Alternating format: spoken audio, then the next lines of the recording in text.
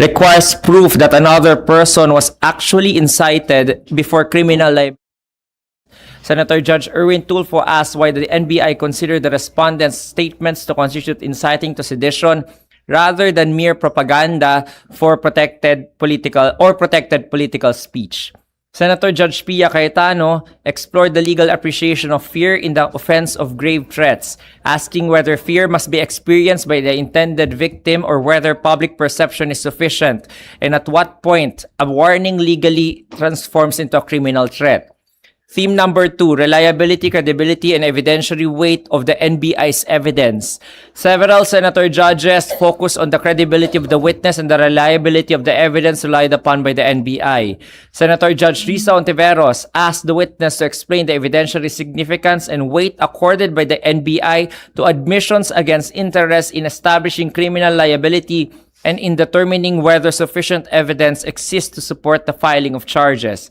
Senator Judge Kiko Pangilinan confirmed that the videos presented before the court were authentic, complete, and neither altered, spliced, nor generated through artificial intelligence. Senator Judge Robin Padilla established the witness's qualifications and credibility by asking about his professional background, credentials, prior cases filed against him, his appreciation of the respondent's political stance against the president, and whether he possessed personal knowledge of the alleged threats against the president.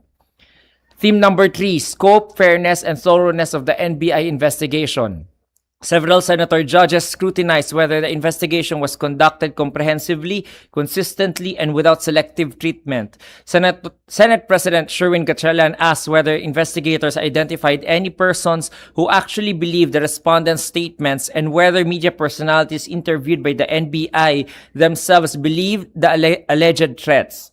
He further examined the factual basis of the NBI's investigations by asking whether the Bureau had actually found that an assassin had been contracted and whether there was any finding that the respondent possessed the capability by virtue of her office to engage or contract such an assassin. Senator Judge Risa Ontiveros sought clarification on whether the NBI's factual findings had changed or evolved between the filing of its original affidavit and its subsequent affidavit, testing the consistency and integrity of the Bureau's investigative conclusions. Senator Judge Joel Villanueva asked about the NBI's letter requesting information from the respondent concerning threats to her life, whether an investigation continued despite her failure to appear, and whether threats against the respondent were investigated with the same diligence as threats against the president. Senator Judge Erwin Tulfo inquired whether the NBI seriously evaluated the disclosures made by Princess Maui and sought clarification regarding the Bureau's classification system for intelligence information. Theme number 4, context, intent, and surrounding circumstances. Several senator judges examined surrounding factual circumstances relevant to the respondent's alleged intent and the proper interpretation of the statements at issue. Senator Judge Panfilo Lacson clarified that Operation Romanov appeared to concern an alleged threat against the president rather than the vice president, and questioned why open source intelligence had not been incorporated into the NBI's affidavit. Senator Judge Kiko Pangilinan asked whether Princess Maui would likewise have been investigated had she appeared before the NBI and whether ordinary citizens making similar social media statements had been treated in the same manner. Senator Judge Rafi Tulfo asked whether Mayor Baste Duterte's reference to Russia's Romanovs was directed at the first family. Senator Judge Alan Cayetano emphasized that the court should not infer from the evidence that Mayor Baste Duterte had actually threatened the first family. Lastly, theme number 5, relationship between the criminal case and the impeachment proceedings. Several senator judges examined the relationship between the pending criminal proceedings and the constitutional impeachment process. This was done by Senator Judge Tito Soto when he asked whether the criminal cases filed before the regular courts involved the same allegations now before the impeachment court, or whether they were distinct from the constitutional charge of betrayal of public trust. As to the manifestations and motions, upon query of the presiding officer on the duration of the subpoena ad testificandum for Attorney Lopez, which was only until today, the House Prosecution Panel, through the Counsel for Prosecutor Attorney Lorna Capunan, manifested that they will not anymore present Attorney Lopez and Captain Belinda Bello to abbreviate the proceedings. The presiding officer noted the manifestation. The Senate President Sherwin Gatchalian joined the motion of Senator Judge Alan Cayetano to conduct a caucus after the oral arguments tomorrow, July 15, 2026. Upon motion of Senator Judge Alan Cayetano and House Prosecutor Defensor that the time be increased to 15 minutes for oral arguments each side and 10-minute rebuttal, while the senator judges are given 10 minutes each for a maximum of 1 hour for each side, based on Rule 19 of the Senate impeachment rules. The presiding officer reminded the House Prosecution Panel on their duty to disclose by tomorrow their witnesses for next week. Following rulings by the presiding officer on various evidentiary motions and objections by both parties, the trial was adjourned. Pursuant to the rules of procedure on impeachment trials, the impeachment court will resume session tomorrow, Wednesday, July 15, 2026 at 2 p.m. The agenda is the oral arguments on the issuance of subpoena duces tecum to the BIR, AMLC, and the banks. Any questions? Would you know kung last witness ng prosecution si Attorney Matibag, si NBI Chief on Monday? Kasi naalala namin 11 days ang hiningi ng prosecution para mag-present ng evidence and witnesses Yes. for Article 4. Yes. Hindi pa. They listed more witnesses. Nandyan din si Sheriff Abbas, as I remember from the pre-trial briefs. And then they listed a unnamed psychiatrist, and also they listed a person that was threatened by the Duterte family. So those persons are still unnamed. Okay, so mababawasan lang yung 11 days because finorgo na po yung pagpipresent kina Attorney Lopez. Yes. I don't know as to the other witnesses. Marami pa eh. And then isa pa po, si Vice President Sara Duterte naglabas ng statement kanina, dinideny yung allegation. Hindi ba in-explain po ninyo na saklaw din ng sub judice rule ng impeachment rules ng court ang respondent, ang Vice President. So ano ang pwedeng gawin dito ng impeachment court as to the statement made by the Vice President? Again, Rule 18 is very clear on who are the persons required to respect the sub judice rule. So the determination of whether or not there was a violation of that rule will be done by the Senate impeachment court themselves. Usually, if it was done by any party to the case or any counsel to the case, usually it's one of the parties that will raise such motion for the implementation of Rule 18. So sila po ang magmomosyon, no? I think the policy of the presiding officer is not to motu proprially determine any violation and to sanction any person. So without such motion, he will not act on it by himself. And what happens pag may nakitang violation po, Attorney? Based on the rules, they can be cited in contempt. Based on the rules. Of course, again, that will be a highly contentious issue, which only the senator judges can determine by themselves. They will, of course, hear both sides. There will be, again, several schools of thought. Sasabihin ng iba, hindi, di ba? May executive privilege, etc. Courtesy. May isa pang school of thought na pwede dahil nakalagay sa rules at wala namang special circumstance for her to be excluded from the rules. So, yun yung mga in-anticipate na mga contentious issues when the time comes. But it's only the Senate impeachment court who will determine it once motion or once the issue is put forth before it. But in general, Attorney, kapag ka may witness na kinontempt, katulad din kapag ka legislative body ay pwedeng ma-detain? May due process muna yan, no? So, papatanong muna, bakit mo ginawa ito? Bakit ka lumabag sa rules? O bakit ka lumabag doon sa proseso na kinokompel ka ng korte na sumunod o sa order ng korte? At pag nakapagbigay ka ng maayos at reasonable na dahilan, wala namang ipapataw sa'yo. Pero kung hindi ka makapagbigay ng dahilan o ayaw mong magbigay ng dahilan, then doon i-determine ng court, no? There are many ways naman to discipline parties in ordinary courts. Sometimes, most of the time, we are just merely admonished. Ang ibig sabihin ng admonished, pagsasabihan lamang ng impeachment court. Pinakamababat siguro yan, papaalalahanan. And then, pagsasabihan. Tapos dun na magre-resort siguro to the more serious na penalty of contempt. So ang contempt po base sa natin, pwedeng either pagbayarin ng penalty o kaya naman po yun pwedeng i-detain hangga't hangga't sumunod ka doon sa utos ng korte. So those are general concepts in law na mababasa naman yan at makikita natin dyan sa rules of court natin pati sa Senate impeachment rules. Sir, mangyayari lang yan kapag may nag-motion na senator judge. Tama po, either senator judge po or any party po. Hindi po.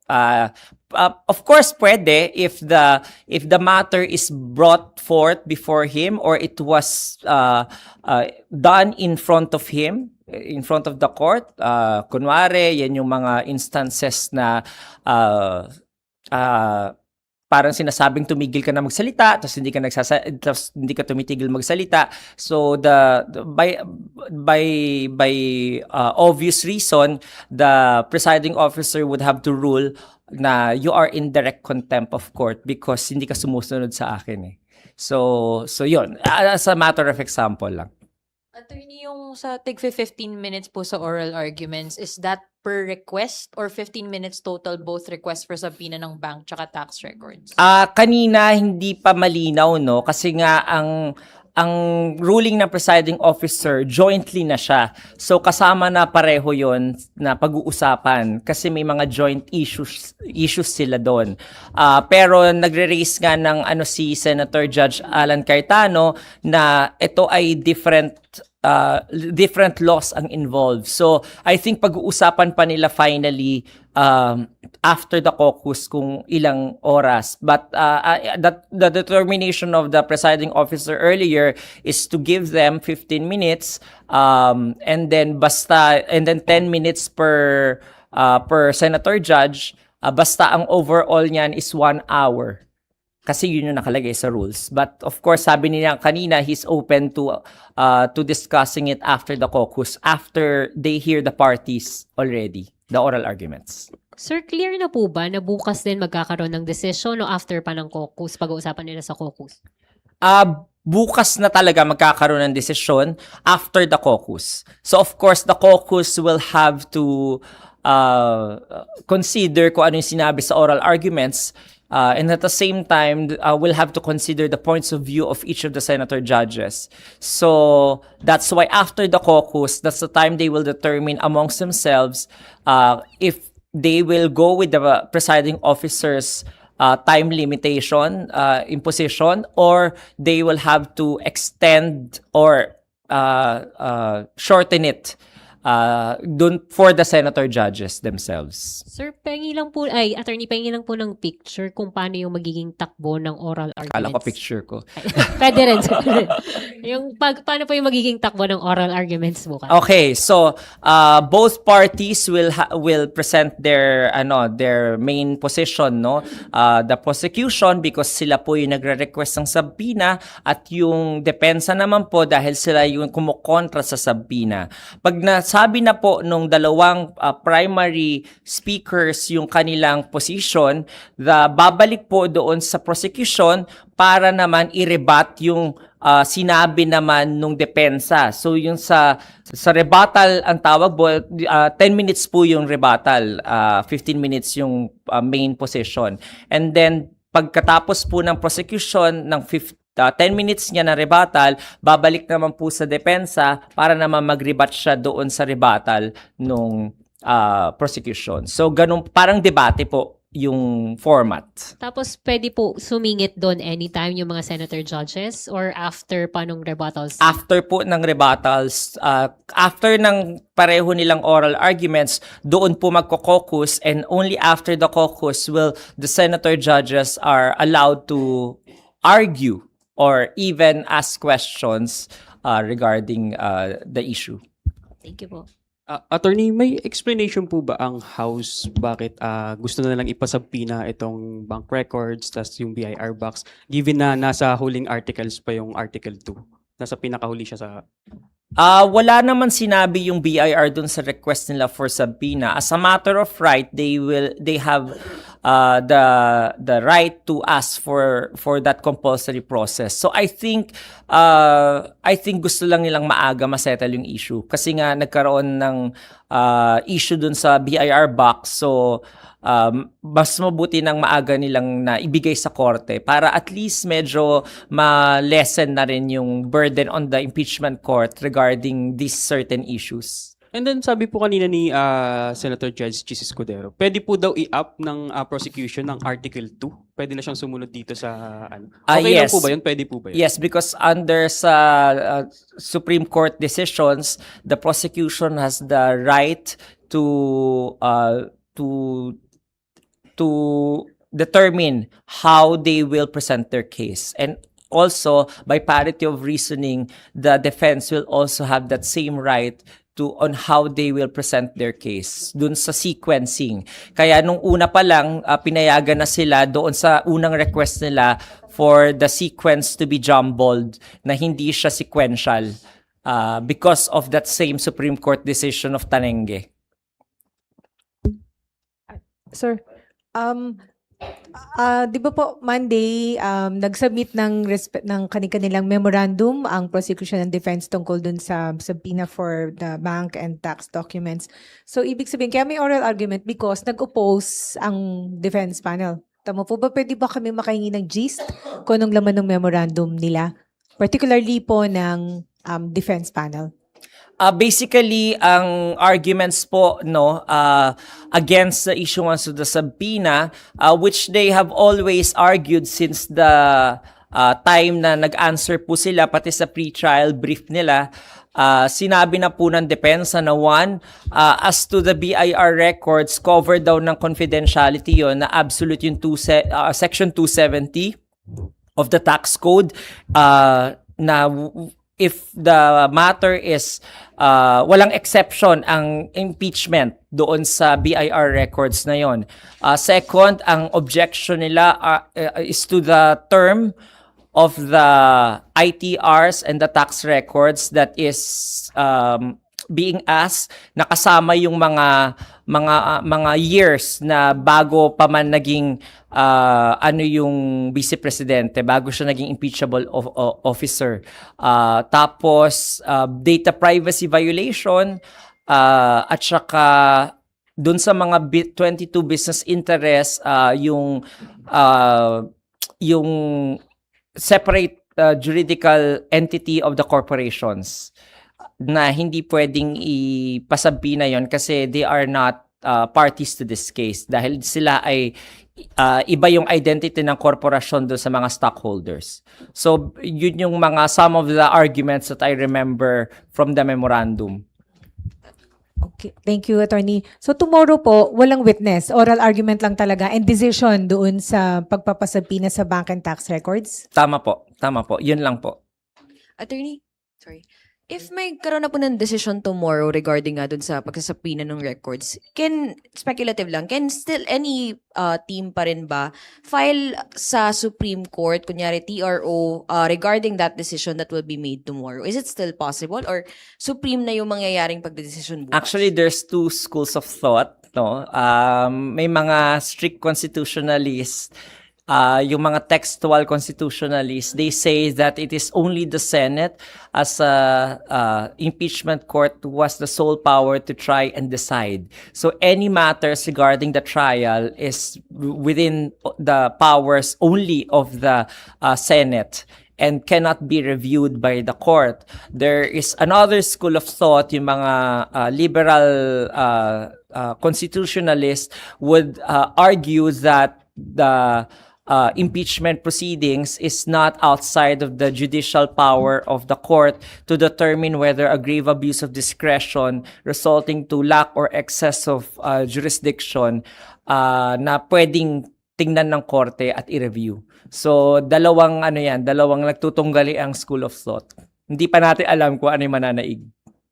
Attorney, follow-up ko lang din po regarding dun sa BIR box. Meron na po bang coordination yung impeachment court sa Palace? Kasi nung nakaraan, nabanggit po ni Senator Lacson na yung hindi niya po susuportahan kung walang authorization from the President na buksan itong BIR box, and nagpahayag din po yung palasyo na pag-aaralan nila itong pagbubukas nga ng BIR box na naglalaman ng tax records ni VP. May coordination na po ba kaya?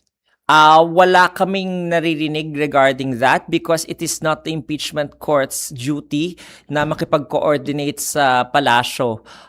It is the movant or the requesting party's obligation to do so if ever yun yung gusto nilang tahakin para pumasok sa exception. So again, I reiterate, the courts are usually passive, and only if there is an actual controversy or actual motion that's raised by parties before it can the court act. It cannot be proactively acting on things na wala namang issue pa for the meantime sa harap niya. So, clarify ko lang, attorney. So, dapat PROSEC ang mag-request nito? Kasi sila po nagre-request nun sa impeachment court na i-issue. Thank you po. Kasi bank and tax records yung pinapasapina. So doon sa tax records, doon po walang exemption ng Tatlo impeachment? po. Sorry. One, sa BIR po, the tax records, no? Tax records of the respondent, the husband of the respondent, and also the 22 corporations that are allegedly connected to the respondent. As to the Anti-Money Laundering Council, the reports, the investigation, the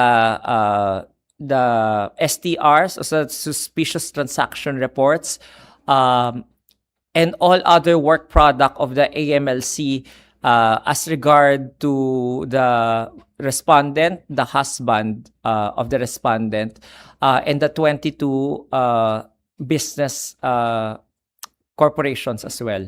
So, yun yung mga hinihingi nila. Tapos sa mga bangko, they also ask subpoena duces tecum sa mga banks na with stated na mga bank accounts and bank account name.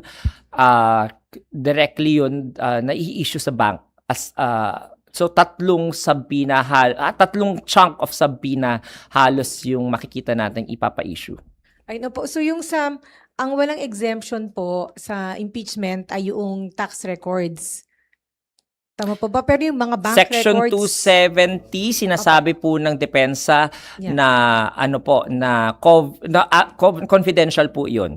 So, ang sinasabi ng prosecution, hindi naman confidential yun kasi nga parang impeachment should override the privacy considerations of the tax code. Yes, so pero sa tax records po yan. Pero yung sa bank records... Sa bank ganun din records ba, po, Arthur? dalawang issue rin po doon. One, sa peso deposits. Sa peso deposit po, merong exception sa bank secrecy law on impeachment proceedings. Habang sa foreign currency deposit law, wala pong exception. So, yun yung ina-argue rin ng depensa na hindi rin pwede po. And then lastly, yung argument nila sa data privacy, that it will violate the data privacy law. Nasagot naman po rin ng prosecution yung bawat issue na yon dahil anticipated na naman po ng prosecution din kung ano yung mga issues na i-raise ng depensa.